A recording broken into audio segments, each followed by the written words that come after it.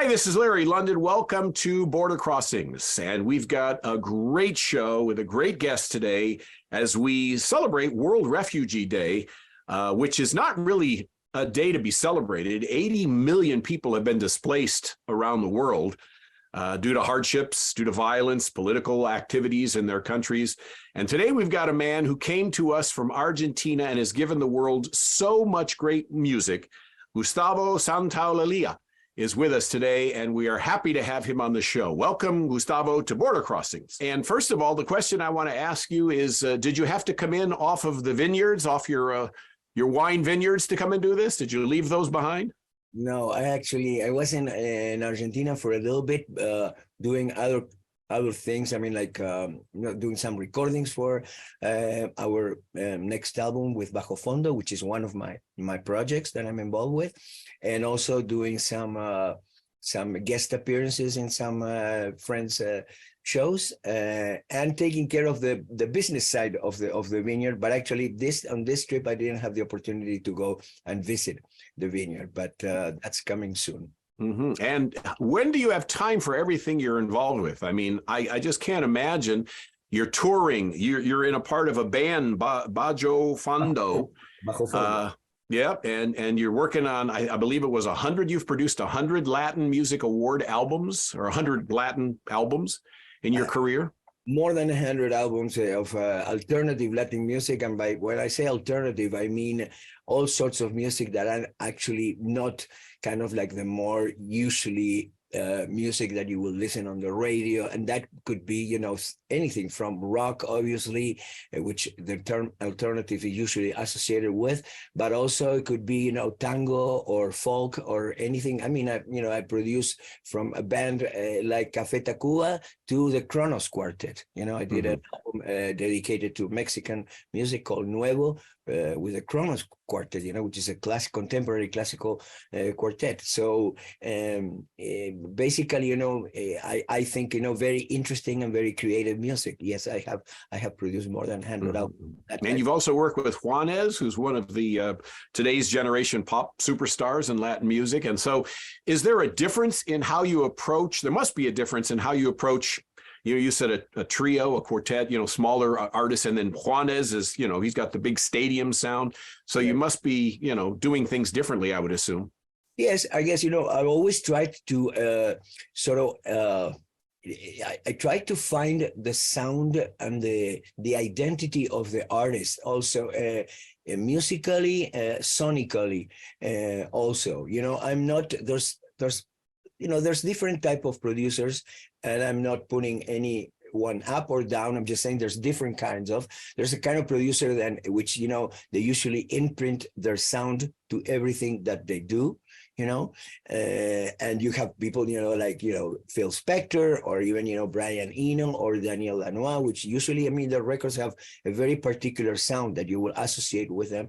And then you have people like George Martin or Rick Rubin or people like that actually, it's they really work on the sound of each particular artist, That's more my school. So I try to maximize, what I feel are the original things that an artist can bring to the table. That's where I try to put the accent, and I try to maximize those features. And of course, they're very different in a case like Juanes or Molotov or Julieta Venegas than the Kronos Quartet. And most of the Latin music, because here in the U.S., the English pop music is a lot of ballads and love songs, whereas the Latin music is dancing and partying and fun, and everything's up-tempo. I love the Latin music. Well, I think, to be honest, I think a little bit, I don't have anything against it, but I think it's a little bit stereotyping, that I think, for many years, when you said Latin, people thought about, Mexican hats, congas and maracas, and it's been thank God, I think, for the last 20 years, more and more and more, and it obviously has to do with demographics and everything, but it's been an expansion of the concept of Latin, and especially in the world of cinema, for example, I mean, with people like Alejandro González Iñárritu and Alfonso Cuarón and Guillermo del Toro, or, actors like, Garcia Bernal and Diego Luna, and I mean, and now, Pedro Pascal, and I hopefully, in my case, contributing from in the musical side of that we could show that there's a whole vast spectrum of different nuances in what it is to be Latin. And it's not only about maracas, congas, and no, much more, of course. But I love them. I don't love them. We are also very, very famous for our ballads too. I know you think Latin music, and you think, Bad Bunny, or you think, things like that, which is true. I mean, it's very danceable and stuff. But there is a really a big universe that is to be a Latin. You were imprisoned for, speaking out? Yeah, well, it was the darkest, I think, decade in Argentina's history, which was in the 70s, where we had a military junta in which 30,000 people disappeared at the hands of them, So it was a decade of fear and really, truly darkness. I didn't belong to any political party. I wasn't into anything, drugs or anything that will result in me being, apprehended. Or it was just for having long hair and playing an electric guitar and playing music that they consider that was something that will be subversive, So actually, the places like the Institute of Cinematography, for example, were closed. Obviously students were persecuted, and you end up in jail. I mean, I've never spent more than 3 days, but between probably 16 and 24, which is when I left Argentina, I was so many times detained, just like I said, for 24 hours, 3 days. They could never hold me because I didn't do anything wrong, but they had that prerogative that they could hold you supposedly to check your records, to see if you had anything, in your records. But basically it was to make your life miserable. Was a point when I was around 20, 21 that I was pretty well known. I had a very, very popular band.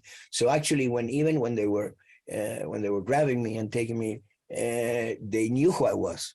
They even sang my song sometimes, just to make me feel even worse. You know what I mean? Yes. I was lucky enough that I never got hurt, and probably because I was kind of known, and so they didn't want to do that. But lots of my fellow Argentinians didn't have the same luck, and as I said, 30,000 people disappeared at the hands of the government. Actually, I'm working now on a movie called Norita, which is based on the life of Nora Cortiñas, who is the head of the Madres de Plaza de Mayo. We had this wonderful movement of mothers that actually went asking for,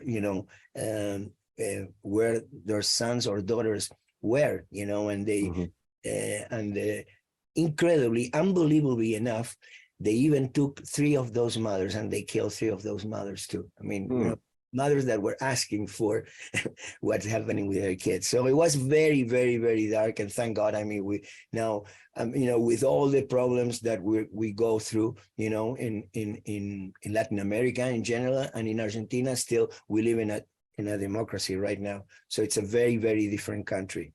Yes, that was going to be a question I asked is, I've heard horror stories about prisons in South America. Correct. And so I can't fathom that you would be actually in that environment as a successful. No, I never got to that point because that would be probably like a next step, I was, as I mentioned, I was always detained for just, as I said, the worst was 3 days, that I was in there. So that actually is when you are actually, put in jail, and those ones are really, terrible places, you know. And it sounds like you have always stayed true to what it is you love most. Absolutely. You've stuck with it. You didn't change. You didn't change who you were to conform. You did what you wanted to do the way you wanted to do it. And obviously it's working, 2 Oscars, 2 Grammys, and all the other awards you've got. Absolutely. I think I'm always when I get asked now,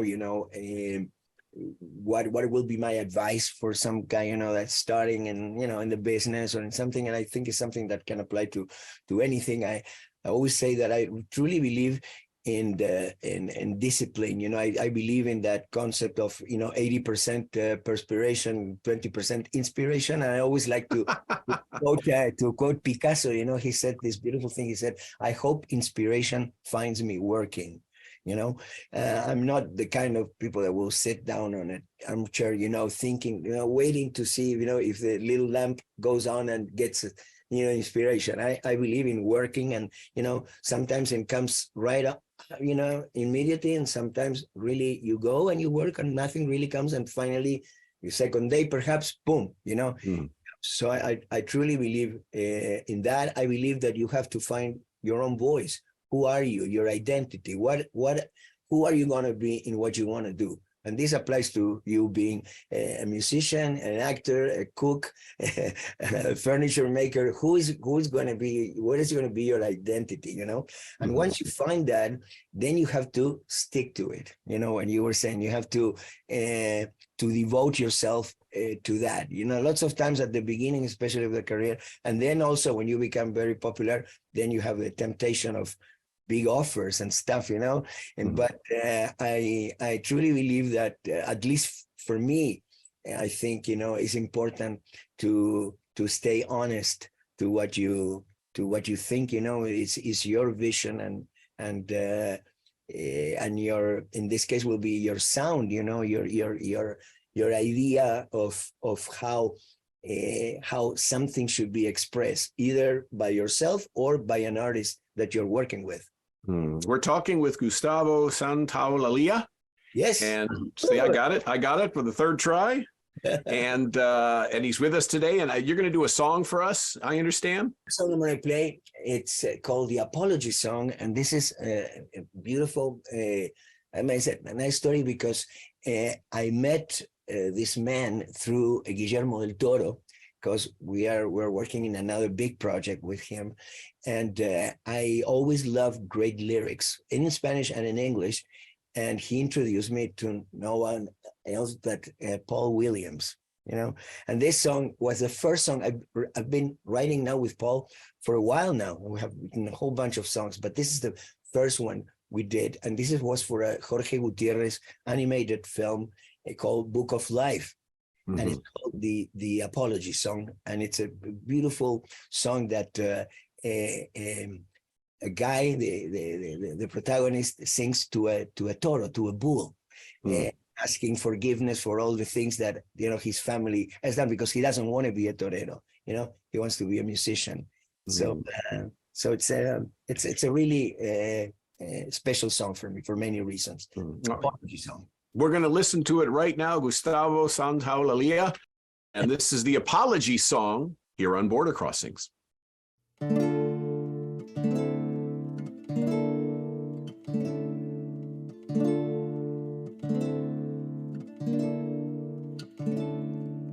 Toro, I am humble, for tonight I understand your royal blood was never meant to decorate this sand. You suffer great injustice, so have thousands before you. I offer an apology, one long overdue. I am sorry, Toro, I am sorry. Hear my song, I know I sing the truth, although we were bred to fight. I reach for kindness in your heart tonight. And if you can forgive, and if you can forgive, love can truly live. And if you can forgive, and if you can forgive, love can truly live.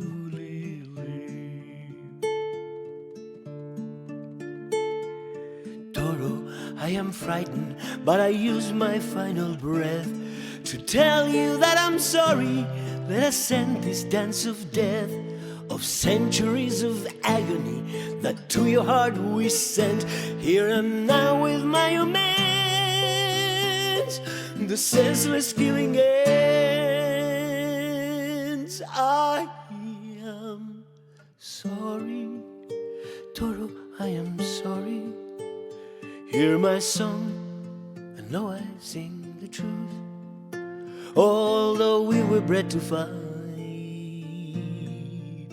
I reach for kindness in your heart tonight. And if you can forgive, and if you can forgive, love can truly live. And if you can forgive, and if you can forgive, love can truly live.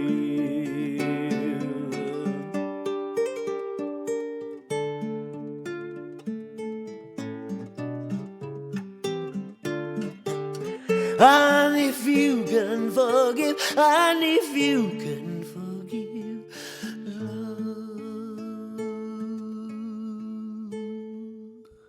love will truly live. Toro, I am humble, for tonight I understand. The royal blood was never meant to decorate the sand. You suffered great injustice, so have thousands before you. I offer an apology, a one long overdue. I am sorry, I am sorry. Hear my song, I know I sing the truth. Although we were bred to fight, I reach for kindness in your heart tonight. And if you can forgive, and if you can forgive, love can truly live. And if you can forgive, and if you can forgive, love can truly live. Yes, sir.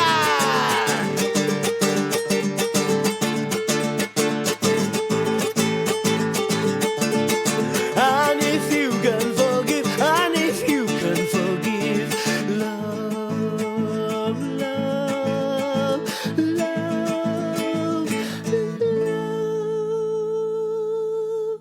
love will truly live. Border Crossings, that's the apology song. We're talking with a multi-Academy Award, multi-Grammy winner who's on our show today, an international star. As we are celebrating the month of June, we're celebrating World Refugee Day, which is on June 20th. And Gustavo Santaolalla is here as our guest today. And it's a pleasure to have you here. Now, there must be, you've also written and composed music for TV. You know, you've got something HBO, you've got something Netflix. So tell me about the writing. When you're writing for a singer, performer, and you're writing for a TV show, the process must be different. It is. It is. Although, we're always talking about story. It's always about storytelling in a way. We're always telling stories. So that thing, that is in common, to everything. And, you play that role of telling a story in different ways. When I'm writing a song, of course, I am in charge of, doing the lyrics, especially if I'm writing in Spanish, and the music and stuff. If an artist I'm producing an artist, then my task as a producer is to try to see how I can interpret that song and how can I make that story shine, and a song usually is composed of verses and choruses and bridges and stuff, and really depends how you put all that together, how the story is going to be told. Usually verses create tension and choruses release. So sometimes you once you know this, you can say, okay, why don't we do one more verse before we hit the chorus, so we create more tension? Or why don't we start the song with the chorus, and then we usually the chorus have what we call the song tag, which is all we are saying is give peace a chance. That's the tag. Then you go into the rant of saying, this and this and that, you know, and then you go back to that chorus, right? Yes, yes. So, and in a movie, you know, or in a series, you know, you also develop your themes that way. When you're going to present a theme, when you're going to step with the music to actually propulse the story and not interrupt. You know, music is very delicate when you're working with image, and especially if you're working in a dramatic. And when you work, I have the luck to work with some unbelievable directors in the film world, you know, Alejandro González Iñárritu, Ang Lee, Walter Salles. I mean, amazing directors. And you know, when you have such incredible directors, they manage the dramatic scenes in such a way that usually, you know, music, you know, sometimes, you know, you don't want music because something dramatic could be turned into melodramatic, you know, and then yes, it ruins it, you know. Sometimes you wait until kind of like the scene perhaps finishes, and then you come in with the music, and then kind of like emotionally supports that, and then enhances even what you just felt, you know. So it's very, very delicate. I'm always trying to be very delicate with the use of music. I always said that, you know, obviously there are genres like animation in which you need more music and more music, but in the other type of movies, and even in series, you know, when there's music and music and music and music and music, usually after 10 minutes, music becomes irrelevant, because you just don't hear it anymore, you know? So you need those spaces, you need those moments of pause. So when the music comes in, then it really hits you, you know? At least, I mean, that's my criteria, you know? That's the way I like to work. Well, you know, it's great that you can be so versatile, because you've also written for video games. You talked about animation, and you know, yes. The Last of Us, the video game is, you know, to write for that, that's a big challenge too. Absolutely, but once again, we're telling a story. I mean, one of the things with the video game that was really interesting for me was I'm always, you know, I'm still very interested in anything that I think music can play a role. I would like to be involved, you know. That's why I'm working on a musical now, and anything that music can play a role. And obviously, video games is one of those things. So I'm not a gamer. I'm a terrible gamer, but our son used to be, when we started with The Last of Us, which was 10 years ago actually. He was in his mid-teens year, and he was a great player, and I always enjoy watching him play, you know. I didn't play, but I'd like to, you know, sit down sometimes for a while and watch him play. And I always thought, you know, if sometimes somebody comes in and does something that will connect with the player in an emotional level, you know, aside of the combat, survival, you know, the fighting, the killing, but something that will connect in a more deep emotional level, it's going to revolutionize the yes. That would be a great thing. And that's what happened with The Last of Us. So after the 2 Oscars, you know, I was approached by several companies, one a big company, and it was more of the same to me. I had this very clear in my mind, you know, that I didn't want to do. So the offer me was no, until I met Neil Druckmann. Neil is the creator of The Last of Us. And when he told me the story, you know, I said, I mean, this is exactly, and also he had that in mind. And then when we learned that there were lots of people that were crying playing the game, because there's a few moments in the game that are really very, very strong, you know, and emotivos. And so for me, when they turned this now with the addition of Craig Mason, you know, the guy that created Chernobyl, you know, hook up with Neil, and they created, now they sort of recreated this for HBO as a series, you know. I knew I had the feeling that people were, even people that perhaps didn't like video games, that they will embrace this, because once again, it's a great story. And I always felt that I wasn't writing music for a video game. I was writing music for a great story.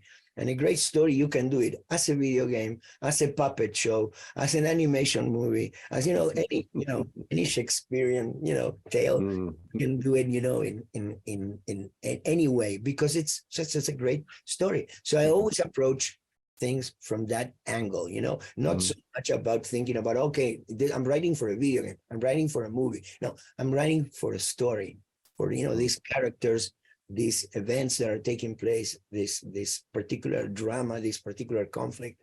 And that's the inspiration for the music. Are you going to do another song for us? Do you have one? What's the next one? The next one is an instrumental song, and it's one that was featured in the movie The Motorcycle Diaries. And it's a piece called De Ushuaia a La Quiaca. I'm not going to try to make you say the Yeah, please don't. But the Ushuaia is the city that is at the bottom of Argentina, very close to Antarctica, in Tierra del Fuego. And La Quiaca is in the border of Bolivia. So it's basically going, from the very south to the very north. And it was a project that I did with a dear friend of mine, Leon Gieco, another great artist. We went through the country recording rural musicians. This was in 1984, taping and recording musicians. And that trip inspired this piece called De Ushuaia a La Quiaca. And funny enough, Walter Salles, picked up this piece for the Motorcycle Diaries, which was also the story of two people, Ernesto Guevara, before he became Che, going through Latin America, looking somehow for their identity, And so he didn't know, when Walter picked up De Ushuaia a La Quiaca for the movie, he didn't know about that it was also about a trip, of two friends. So this is De Ushuaia a La Quiaca.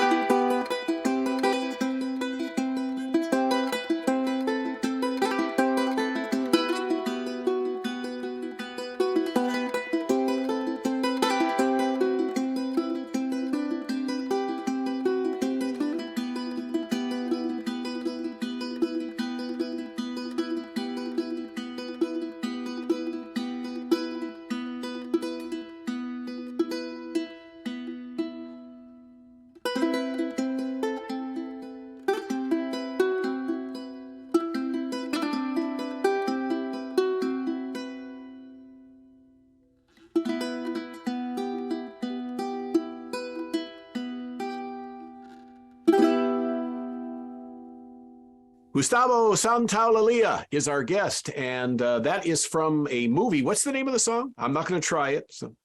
De Ushuaia a La Quiaca. All right. Well, beautiful music. Now, you have won Academy Awards for your music that has been in Brokeback Mountain and Babel, and you've done so many other great things in your career. What was it like to hear your name called for the Oscars, to be sitting in the audience and Unbelievable. It was something really, I always said that, there's all the awards, the Grammys, the BAFTAs, all the awards, going low. But the Oscars somehow, it's like a totally different beast. It's the heaviest award in every sense. It weighs 4.5 kilos. Wow. It's heavy, really. And it was something really, if I always felt since I was a kid that, I was, and I'm always very grateful about it. I felt that I had a gift, that I could do something that could connect with people, Mm-hmm. and I've been always also aware that I would like to use that to affect people in a positive way. And, but with all my imagination, I could have never thought that something like that would have happened to me, really, Mm-hmm.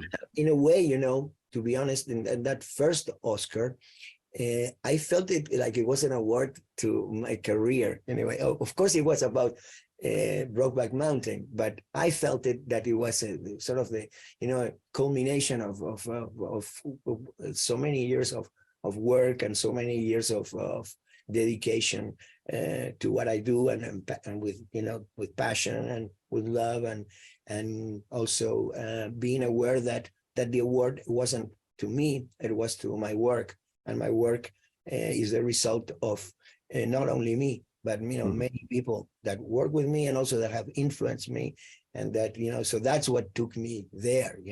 Mm-hmm. Well, hopefully they'll give you a Lifetime Achievement Award at the Latin Grammy Awards. I mean, I think you've certainly earned that with over 100 albums.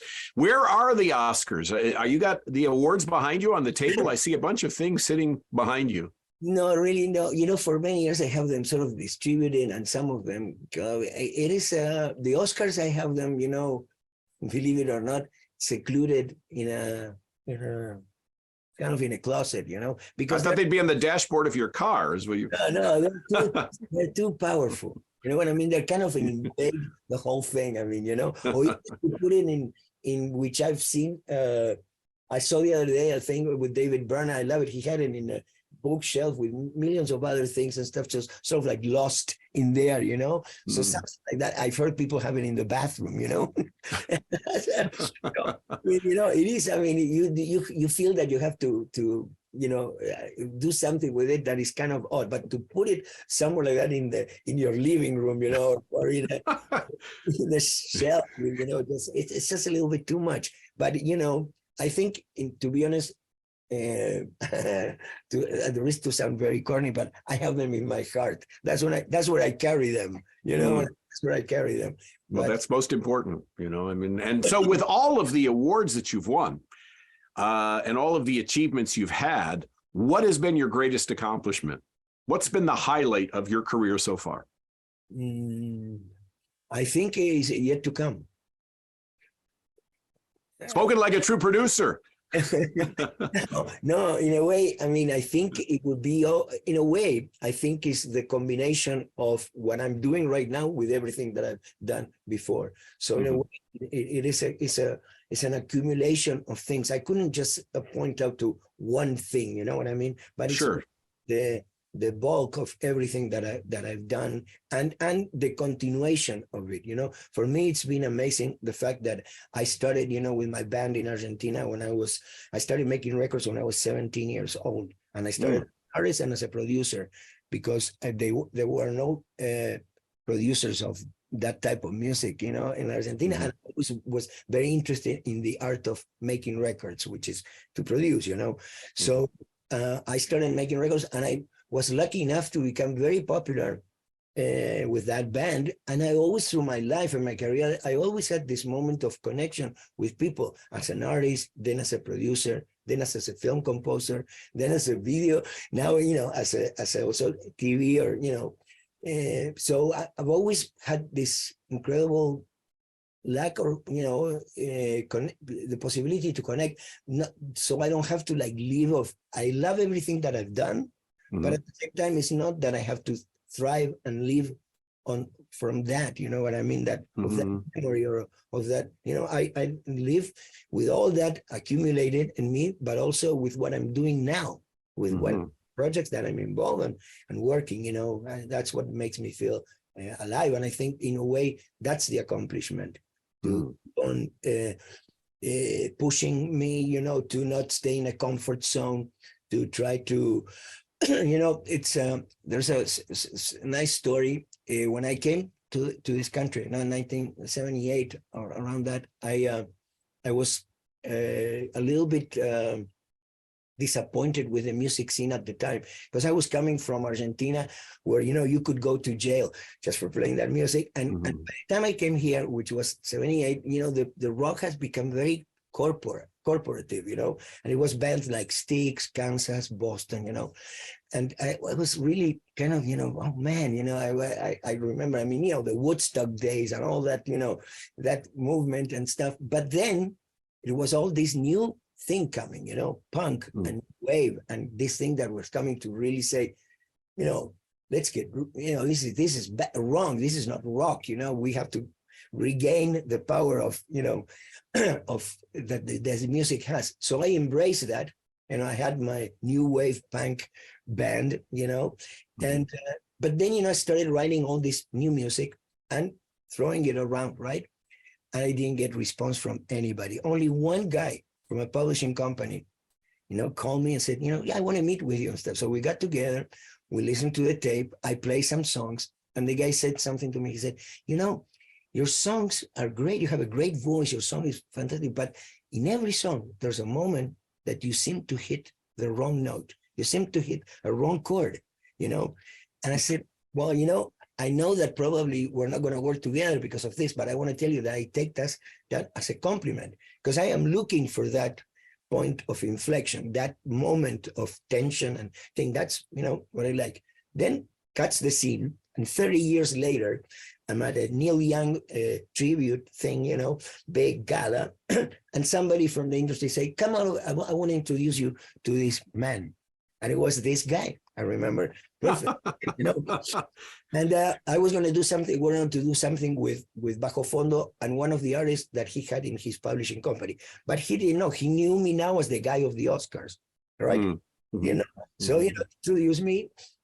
I said, oh, yeah, Gustavo, yeah, you won the Oscars. I said, no.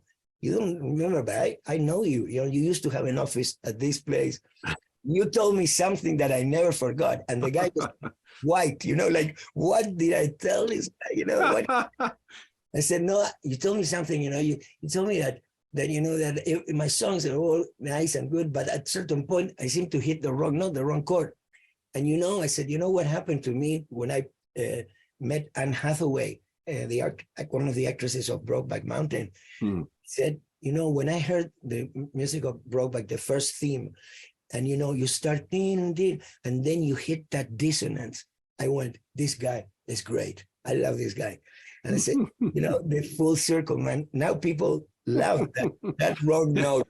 Yeah, exactly. You can say to him, 2 Oscars. This is what the one bad note got me. Yeah, and I never, I wasn't resentful or anything. Actually, he was the only guy that actually paid attention to me. So I always kept a nice feeling about the guy. So we really had a great laugh.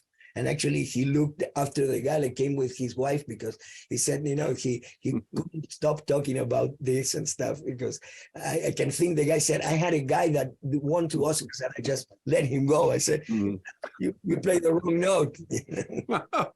Gustavo Santaolalla is our guest, and we're going to have one more song from you, I believe. One more song, and this song is I come from the rock world. That's where I come from, and from rock in our language, because there was a moment that, in Argentina at the very beginning, around the British invasion here, we also had kind of that in Argentina, and we used to write our songs in kind of a fake English, and stuff.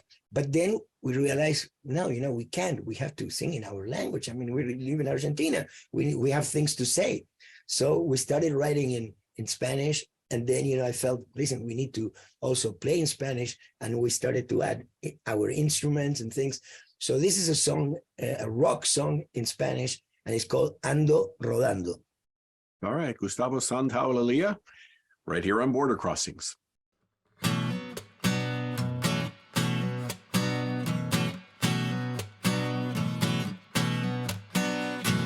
Ando rodando por mi camino buscando puertas abiertas por señas que me hagan ver parques, bares, camas, trenes y lugares, los cielos, infiernos. Todo me da igual si no sé para qué vivo, si en el mar se muere el río de la tierra prometida, solo me quedan heridas, pero de esta voy a sacar la respuesta. Voy a interrogar a cada ser viviente a ver si sale quién es el que nos miente. ¡Au!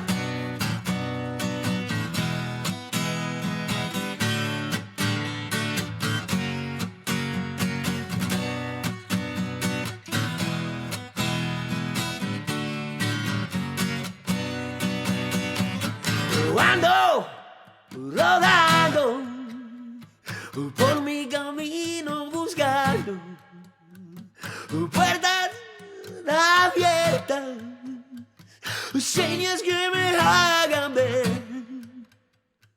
parques, bares, camas, trenes y lugares, cielo, infiernos, todo me da igual si no sé.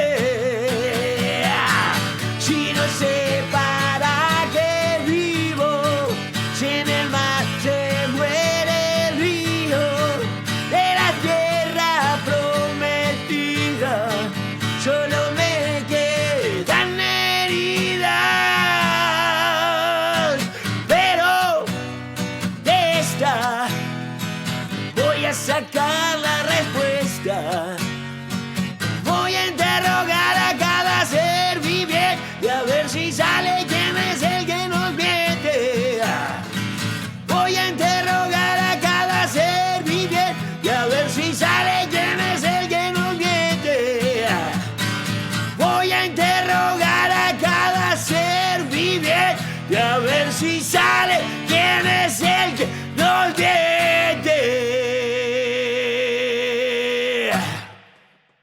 Border Crossings, one of the great composers from Latin America, from the world for that matter, a man who's given us so many great songs. And that's the thing, when you have such a body of work, not everybody knows, oh, that's from Gustavo. Oh, that's from Gustavo. You make these songs and they're out there, but you don't get the acknowledgement for all the great music you've created, which, I mean, that's okay. You love what you're doing. You're passionate about it.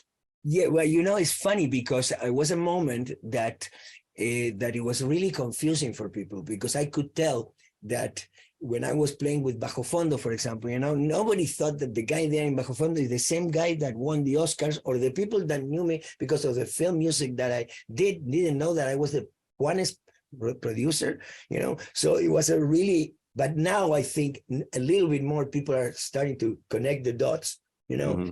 Now they see, okay, this guy actually does a little bit of everything, He produces an artist, he does his own music, he does music for films, he does music for video games, So was your beard longer when you got the Oscars? I think I recall the acceptance speech. This came with the enclosing of the pandemic, Yeah. COVID result Well, we survived together. You know, everybody survived the pandemic, which was not easy to do. Absolutely, man. Terrible time. But you know, here we are. You know, Here we are. Here we are. A proof of resilience. And so, Gustavo Santaolalla, what would be several artists that you want to collaborate with that you haven't? Because you have worked with everybody. So who's left on your checklist? There's too many. There's too many, and I don't want to pick three. Pick your top three collaborations. Well, but you know, I can go really wild and like Paul McCartney, for example. Yeah, well, I can make it even harder for you, or easier. They can be dead or alive. Who would you like to work with? Oh, David Crosby. That was easy. And Atahualpa Yupanqui. All right. Well, you never know. I'm sure with your name and reputation, it's very likely that those people will be calling you very soon.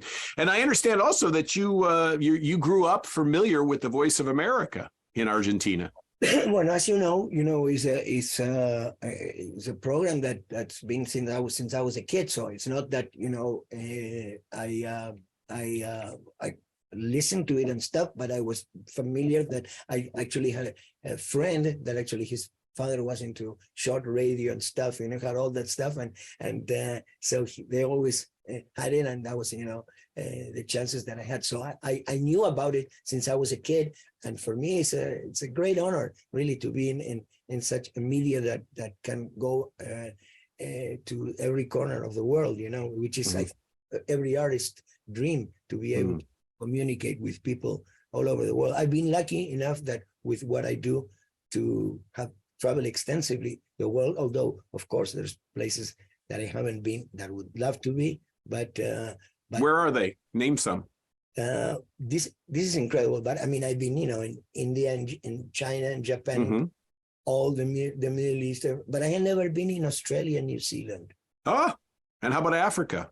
Africa, I've been in Morocco, and in Morocco. Wow, that's that. Do you have favorite places you like to play? I mean, fond memories of certain countries? I really like. I think I mean, it's hard for me to say because I had incredible, great times everywhere. But I would say Greece. I would say Spain. I would say obviously in Latin America. Colombia and Chile and Mexico, obviously. But it's one of the great places is South Korea. I mean, the South Korean people are very, very, they're a little bit, they're for me kind of like a little bit of connection with Latin people. I don't know why, but I feel like that. There's a Korean community in Argentina, an important Korean community in Argentina, but for whatever reason it is, I mean, I played Japan, I played China several times, and I love it there too. But South Korea, it's a very, very hot, the audience there. Yes. So I just imagine, you go to China as an immigrant from Argentina, now living in America. That's kind of, it gives you a different perspective, because in Argentina you had one view, and now in America you have another view, and here you are in China. Totally. I mean, and the cultural shock it can be amazing, because I remember one particular trip that I went from here to Shanghai, and then which is sort of a China in a very, I don't know, Western vibe too, because it has all these buildings and this vibe, but it's tremendously ordered. Everything in total order. The people. Everything is in their place. And then from there, I went to India. the wow. shock from there, actually, to India was one of the strongest one I experienced in my life. Wow. Big difference between China and India. Although there's 1.5 billion people in both places, but it's unbelievable. So how can people get a hold of you? How can people find what's going on in your life and in your career? If they want to find you on social media or on the web, where do they go? What do they do? Well, they go to my they go to my my YouTube channel, and also I have Instagram, and I have Facebook, which probably you can find Yeah. Just by searching your name, and that's it? Searching my name, absolutely. Which is Gustavo Santaolalla. Aya, Santaolalla. Santaolalla. Esa. I got it right at the end. Well, thank you so much for being on. Do you have a message you want to send out to our worldwide audience that are tuning in and very excited to see you? Well, the message will be that I really hope that we can find a way to empathize more one with each other and to make this world make justice to this beautiful planet that we have, and that we can find a way to live in peace. Gustavo Santaolalla, who is our guest today. Bravo! Bravo. Well, got to end strong, right? It's how you finish. It's not how you start, it's how you finish. Thank you for being on the show. What an honor and a pleasure to meet you and a thrill to speak to you. And thank you for watching as well. This is Border Crossings. You're watching VOA TV.